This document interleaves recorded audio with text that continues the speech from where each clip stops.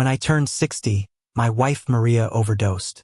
Before she died, she calmly said to me, "I regret marrying you. Now that I'm older, I've realized something. Money is just external. Love can get you through anything. If I had the chance, I'd marry who I truly love." I blinked and found myself at her engagement party, watching Maria hold a ring up to her first love. "Bob, you once said if I was willing, you'd marry me. Does that still stand?" He could only cry in response.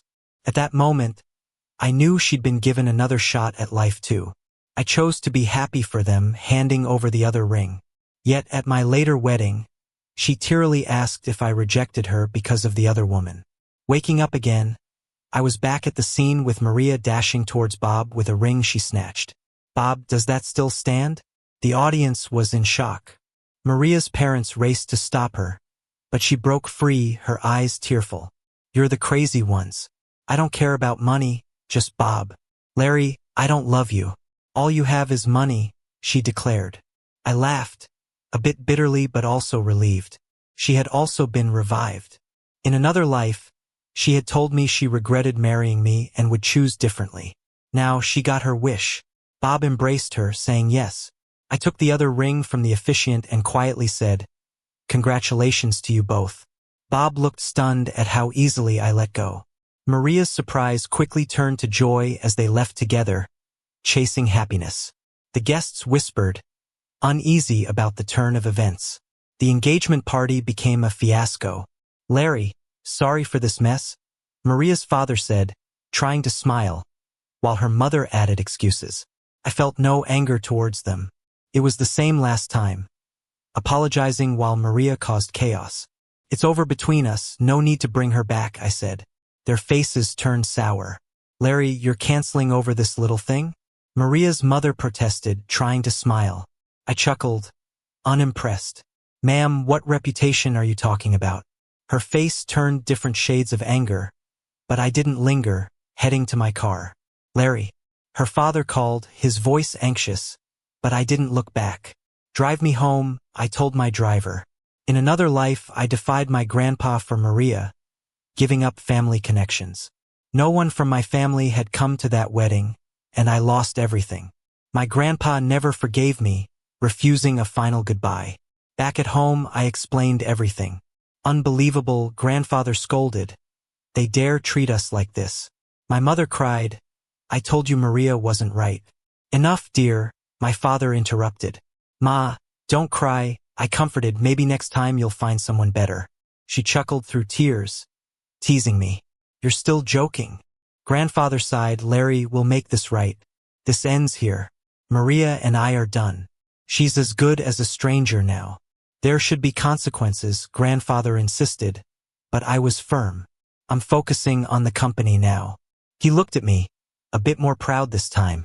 I'd let him down before. Not this time. The next days were all about work. Maria's drama was ignored. I had dinner meetings with big clients, pushing for international business. During a break, I stood by a window smoking when I overheard a commotion. "Sis-in-law, you chose well, dumping a rich kid for Bob." Maria sounded smug. "Larry might be rich, but money isn't happiness." I paused, listening from the shadows as she continued with disdain. "Even if Bob had said no, I'm not marrying Larry again either. What does he have besides a little money? My parents insisted I marry him back then, but I didn't want to. I'm better than your ex-husband, right?" Bob's voice carried a hint of smugness. He tightened his grip on Maria a little more. "Of course." Maria answered without hesitation, her tone full of certainty. Bob's smile grew more self-satisfied. The people around joined in with teasing, endless flattery and praise ringing out. I took a deep breath, suppressing my anger, and turned away. "Larry." Maria's surprised voice suddenly came from behind. I paused in my steps. "Whoa, isn't it Larry?" Bob, holding Maria's waist, smirked smugly. "Why are you here smoking your blues away all by yourself? Feeling uncomfortable seeing me with Maria? What are you doing here?" Maria looked me up and down, her tone full of accusation. "Are you stalking me again? You're disgusting." I kept a straight face, my tone indifferent. "I'm not stalking you. Just a coincidence. Liar. Maria glared at me angrily. I'm telling you, Larry, stop stalking or harassing me. We're done. I chuckled, a hint of sarcasm in my voice. Maria, are you overestimating yourself? I'd rather never see you again in this life. I knew why she didn't trust me. She always said she was going out late at night, and I'd follow her out of worry, worried she might get into trouble. Ridiculous thing was, she saw it as stalking and harassment. Maria tried to say something, but Bob stopped her. All right, Maria, don't be so upset. Bob's voice was gentle and doting, yet still smug. He embraced Maria's waist, looking at me provocatively. Larry, fancy meeting you here having dinner. Maria playfully gave him a shove, but her eyes and brows bore a hint of pride. I shot him a cold glance, saying nothing. Since it's such a coincidence, why not join us? Bob continued, a hint of challenge in his tone. No need. I have things to do. I turned smoothly, then walked away. Larry, your phone's ringing. Secretary Lily walked up beside me, whispering softly. I took the phone, gave her a faint smile. Maria eyed Lily warily, said with a sharp tone, who's she? Why are you here together? Lily, in a smart professional outfit, had her long black hair resting on her shoulders. Her delicate makeup highlighted her fair skin, giving off an air of elegance and intelligence. In the past, to avoid any misunderstanding, I never hired a female secretary, only male staff around me. But now, I didn't care what she thought at all. I cast her a glance, coldly saying, none of your business. What? Already rushing to find a replacement? Maria sneered. Your family's rich but not royalty. No need to hurry to marry and have an heir, right? Lily chuckled softly, replying calmly, Miss, with your image, you're far from being someone's replacement. Maria's face turned livid with anger at once. Let's go. I looked coldly at Maria, turning to leave. Lily followed closely behind. Maria grabbed my arm, her sharp nails almost digging into my flesh. Larry, I forbid you from being with her. I shook off her hand in annoyance, rubbing where she'd hurt me. Maria, what right do you have to say that? We're over. You can't control who I'm with. I said no, and I mean it. Maria stepped closer, her tone resolute. Will you dare not listen to me? I looked at Maria, my tone calm, but with unwavering determination. Maria, we no longer have anything to do with each other. You can't meddle in my private life, and you certainly can't interfere with my decisions. Maria wanted to say more, but I didn't want to argue with her any longer, cutting her off directly. If you keep causing trouble, don't blame me for being rude. I grabbed Lily's hand, heading into the private room, leaving Maria standing there shaking with anger. A few drinks in, Maria sent me a message, just one sentence. Larry, you'll regret it. I sneered, blocking her. Soon my phone buzzed again. This time it was a transaction notification. Your card ending $20,000 was used.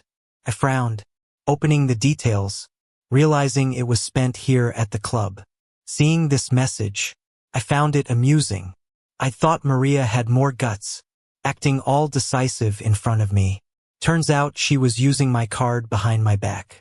Maria was always like this, cold to me, spending my money recklessly. Never knew any thrift. When we first got married, my grandpa froze all my assets. I couldn't afford her extravagant spending. Tried talking to her, but it only led to endless arguments. I had to work several jobs for her extravagance. But now, I wouldn't indulge her anymore. What's wrong, Larry? Lily asked, noticing my expression. It's nothing. I handed her the phone, my tone steady. Call the bank. Cancel all my supplementary cards.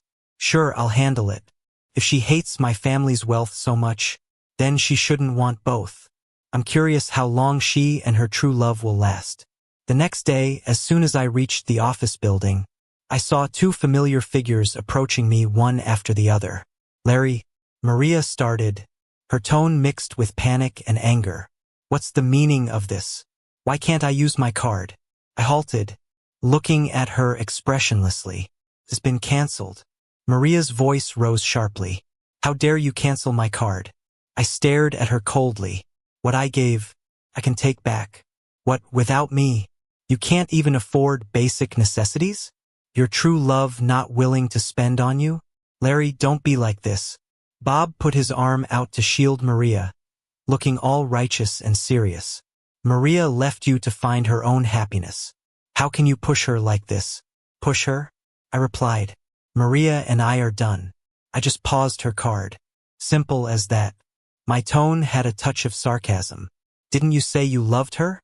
Are you telling me you can't even cover her living expenses? Bob's face fell, opening his mouth to argue but found no words. Of course, he couldn't afford it. He was seeking a sugar mama himself. How's he supposed to support Maria? Seeing Bob stuck, Maria couldn't help but pipe up. Larry, don't push it. You're just mad Bob and I are good together and trying to get me back. If you don't unfreeze that card, I'll sue you for not treating your ex-wife right. I looked at her, suddenly finding it laughable. I once thought Maria was the sweetest, most innocent woman. I was willing to give it all up for her. But in the end, she turned out to be a pretentious, vain woman. Go ahead and sue. I said coldly. Maria, one last time, it's over. Don't bother me anymore. With that, I didn't look back, heading straight into the office. I hadn't been at my desk long before my phone rang. It was the housekeeper from the East Side villa. Larry, it's bad. Maria barged into the villa with some people, took all the valuables, and is fighting with the security. I pinched the bridge of my nose, my voice showing no emotion. Call the cops. Half an hour later, I arrived at the police station. Even before stepping in, I heard Maria yelling, "These are my things. Why arrest me?" Seeing me, Maria's eyes showed a moment of guilt, but quickly turned to arrogance and anger. Larry, you actually called the cops on me? Are you heartless? Maria, get real. You're breaking and entering and trying to steal. I'm the victim here. That villa was our marital asset. What's wrong with me taking my own stuff? Couldn't help but chuckle. Maria, did you forget or are you just acting clueless? We didn't even get married. The villa's my personal property now. What right do you have to take anything? Maria was at a loss, her face flushing red then white. I turned to the police, speaking calmly. Officer, Maria broke into my home and tried to take my things. I hope you handle this fairly. Bob stepped up in front of Maria, speaking righteously. Officer, there must be some misunderstanding. Larry, don't let your grudge ruin Maria's name. She was just getting her stuff. I was done with the nonsense. Using your brain would be nice, Bob. Officer, the security footage is clear. My lawyer will follow up. Bob, realizing things were looking bad, tried to mediate. Larry, we messed up today. We were acting foolish. Please let it go for old time's sake. I'd already looked into Bob's past. He's a gold digger, relying on his looks to charm rich ladies. To him, Maria was probably just an ATM, and she foolishly thought she'd found true love. With no intention of more arguing, I said to the police officer, please file this formally. I'm not agreeing to any settlement. Then I left, leaving Maria and Bob fuming. Maria's escapade ended with an attempt to steal and a hefty fine. Recently, my mom's been busy arranging blind dates for me. Honestly, I'm not into it, but she insisted, so I agreed to meet one. The planned spot was a fancy restaurant. When I arrived, my date was already there. You're Amy? I was surprised, recognizing my high school classmate. The quiet, well-mannered girl I remembered, with long black hair and a shy smile. Long time no see, Larry, she greeted warmly. The Amy before me was now more refined, carrying the grace of a mature woman. We talked about everything, from school days to jobs and life now. We shared many common interests. Her eloquence and insight impressed me. I heard there's a new theme park at the city outskirts with a fireworks show at night. Haven't seen it yet. Have you? I suggested. How about we go together tomorrow? She smiled and agreed. I got to our meeting spot early and soon saw Amy approaching. Sorry, I'm late, she said. No worries. I just got here, I replied, handing her a cup of milk tea. Let's find a good spot. We strolled together to the plaza, chatting and laughing. The mood was relaxed and fun. Just as we reached the entrance, I stopped short, spotting Maria arguing loudly with Bob at a ticket window. This fireworks show is a waste. You can see it from outside for free, Bob said, clearly frustrated. I don't care. I want to go in and get the best tickets, Maria insisted. The better seats are $1,500. Are you crazy? Not worth it for some fireworks. I don't care, I'm going. People in line behind them began to complain. Come on, are you buying or not? There's a line here. Yeah, move it. Maria, feeling embarrassed, seemed about to lash out, then spotted me in the crowd. Her face turned sour. I'll pay. 2 tickets to the best section, please. Maria, you're the best, Bob said. Bob had a big grin and said, you should have just paid earlier, problem solved. He was still going on and on about the ticket price. But Maria walked right up to me, her eyes darting between me and Amy. So, she said, you've got a new flame already? I didn't even blink. Mind your own business, I replied coolly. Who I'm with is none of your concern. How can it not be? Maria snapped. We are or were married after all. I took a step back, putting some distance between us. Didn't you ditch our wedding? I shot back with a cold chuckle. Before Maria could respond, Amy chimed in with a gracious smile. Hi, I'm Amy, Larry's fiancée, she said, lightly linking her arm with mine. We owe you, Maria, since you let Larry go. We wouldn't be so happy together otherwise, right, love? She dragged out the word love on purpose, making it sound playful. I wrapped an arm around her waist, leaning in to whisper, you're really good at pushing buttons. Amy rolled her eyes at me, but her smile told another story. Maria's face turned various shades before she sneered. Don't get too cocky. You just picked up someone else's leftovers. Love in a family arranged marriage? You're dreaming. It won't last. Amy arched her brow. Really? What about love that can't even afford 1 fireworks ticket? Is that happy? Maria, maybe you should focus on your own situation before you end up all alone with nothing. You. Maria shook with rage, but I didn't let her finish. All right, we're buying tickets, I said, steering Amy towards the window. We walked into the amusement park together, leaving Maria and Bob to bicker behind us. Don't mind them, I told Amy quietly. They're just buskills. Her mood noticeably lifted once we were inside the park, like a kid dragging me to see everything. Fireworks lit up the sky beautifully. Watching her smile, I couldn't help but grin too. After the show, as we walked back to the car, Amy said, today was so fun. Yeah, it was, I agreed. Amy suddenly stopped and looked at me. Did you ever really love Maria? She asked. I did, I admitted. When we got married, I thought it'd be forever. But marriage isn't a fairy tale and life isn't a TV drama. Over time, things just broke down. I probably should have seen Maria's indifference for what it was. She'd always pull back from me, even with the simplest gestures. I noticed her distance, but I loved her too much. I thought maybe I wasn't good or considerate enough. The first winter after we married, Maria fell sick. I stayed by her side all night, and while she was half delirious, she kept mumbling sorry. In a weak voice, she asked if she shouldn't have married me. I joked, saying, silly, who else would you marry then? Even as I saw her mumble a name, Bob, her first love from way back, the one she never got over. Maybe it's because you can't have what you want when you're young that it becomes more precious. Thinking of it now, it's in the past. Yeah, the past, Amy nodded.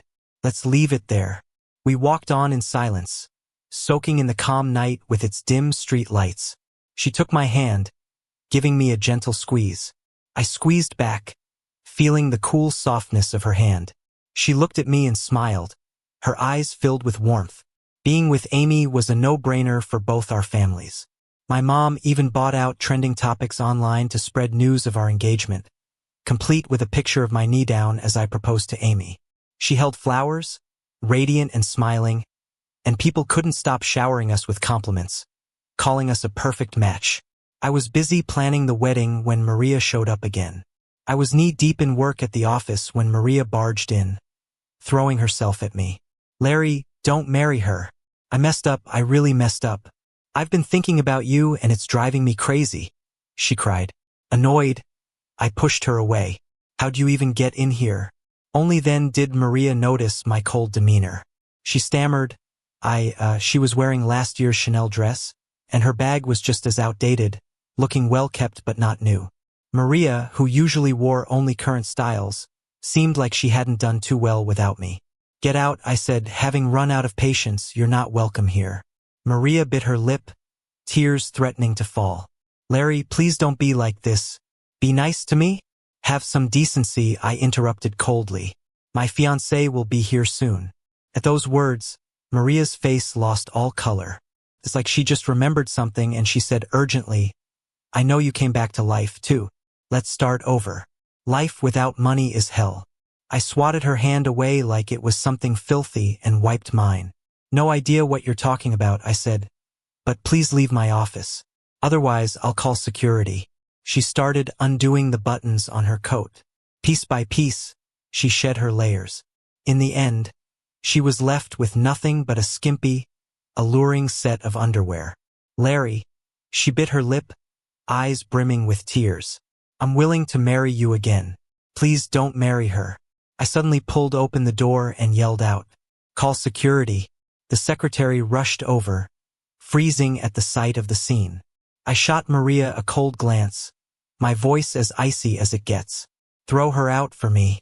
Secretary Lynn stepped forward to pull Maria away, but she clung to my clothes desperately. Larry, don't treat me like this. I know you still have feelings for me. We're the true couple here. Disgusted, I shook her hand off. Don't touch me. The office door creaked open. Amy walked in with a thermal container, smiling warmly. Larry, I made your favorite soup today. Amy's smile froze immediately, looking at Maria's nearly bare state in disbelief. Before I could explain, Maria rushed over to Amy. What are you? Just a stand-in. Larry doesn't love you. He loves me. My heart clenched as I instinctively tried to shield Amy. But Maria was quicker, shoving past me and kneeling before Amy. I'm begging you, please give Larry back to me. I'm his wife. We even have a child. My face turned dark as coal at her words. This woman, to reach her goal, even brought a fake child into this. We dated, but I never even touched her. And now she's spinning lies to gain sympathy. Maria, stop fabricating nonsense. I never touched you. I'm about to marry Amy. Don't disrupt our lives anymore. Maria sat on the floor in disbelief, staring at me. Larry, how could you do this to me? Have you forgotten your vows? You said you'd love me forever and take care of me for a lifetime. I laughed coldly, cutting her off. Maria, be honest with yourself. Why did you want to marry me? Wasn't it just for my money? I admit, I was dazzled by your looks and sweetness back then, which led me to agree to marry you. But you confessed to your first love and ran off on the wedding day. It's been over between us. Maria wanted to say more, but a voice interrupted. Maria, what are you doing? Come back with me. Bob stood at the door, his face grim. I won't go with you. Who do you think you are? A penniless loser trying to tell me what to do. Can't even afford a pink diamond for me. I haven't bought a new dress in ages. Bob's face kept changing, looking frustrated as he dragged Maria. Maria, stop it. Come with me. His expression seemed more like anger than concern. But Maria went on crying. I'm not leaving. If not for you, I'd already be Larry's wife. Larry, say something. Tell him you love me, that you're marrying me. I impatiently told Lily to hurry and get this crazy woman out of here. Bob, embarrassed, slapped her. Who do you think you are, some rich heiress? A fallen phoenix is no better than a chicken. You're only thinking about money. I'm not falling for it again. With that, he turned and left without another glance at Maria. The security arrived just then and, seeing Maria causing a scene, dragged her out without hesitation. Larry, you'll get what's coming. And you too, Amy, just wait. Maria's shrieks faded into the distance as the office finally fell quiet. I rubbed my temples, feeling a wave of exhaustion. Amy stood there pale, silent. I took her hand and softly said, I'm sorry for scaring you. She nodded and leaned into my embrace. It's okay, I believe you. I promised her remorsefully, I'll make sure she doesn't bother us again. I contacted Maria's parents right away. If Maria keeps harassing me, I warned them, don't blame me for being merciless enough to close their company. Maria's father's small business has been struggling, relying on occasional financial aid from me. I could make it disappear with just a bit of pressure. Her parents turned pale with fear, promising to keep Maria in check and not disturb my life again. In the days that followed, Maria indeed stopped causing trouble. I finally breathed easy, focusing on preparing for my wedding with Amy. Amy's such a sweet and kind girl. Being with her brings back long-lost peace and happiness. Together, we picked out the wedding dress, decorated the chapel, and dreamed about a future full of happiness. Our wedding day came as planned. To avoid surprises, I beefed up security. Every entrance was guarded by at least 4 security personnel. The sun was shining. The chapel was adorned with flowers and ribbons, full of joy. I stood in a sharp suit in front of the priest, nervous yet excited, waiting for my bride. When the sacred wedding march started, Amy, escorted by her father, walked toward me. She looked especially beautiful today, her white dress radiating elegance. Happiness illuminated her face like an angel descended to earth. My heart filled with joy and gratitude in that moment. Mr. Larry, do you take this woman to be your lawfully wedded wife, for richer or poorer? The priest's solemn voice echoed through the chapel. I stared into Amy's eyes and firmly answered, I do. Then suddenly, there was a commotion at the chapel door. Larry, you can't marry her. I'm your bride. My heart sank. I didn't need to turn around to know who it was. How did no one stop her? Maria, wearing a tattered white wedding dress, with messy hair and smudged makeup, was blocked at the door looking disheveled and pathetic. Yet she kept screaming relentlessly, trying to break in. Larry, look at me. I'm the one who truly loves you. How can you do this to me? She seemed like a wounded beast, making one last desperate struggle. The guests in the church were shocked by the sudden chaos, whispering and talking among themselves. I squeezed Amy's hand, gave her a reassuring nod, signaling her not to worry. Security, get this crazy woman out of here. I ordered coldly, my voice filled with disgust and impatience. The security guards acted immediately at my command, attempting to drag Maria away. Let me go. Let me go. Maria struggled desperately, but it was useless. She could only watch as Amy and I slowly walked up the steps, getting farther and farther away from her. She cried out in desperation, her voice hoarse. Larry, are you really going to do this to me? Have you forgotten our past life? The promises and sweet memories flooded back into my mind, making me hesitate for a moment. But all that was in the past. The person I love now is Amy. The person I'm going to marry is Amy.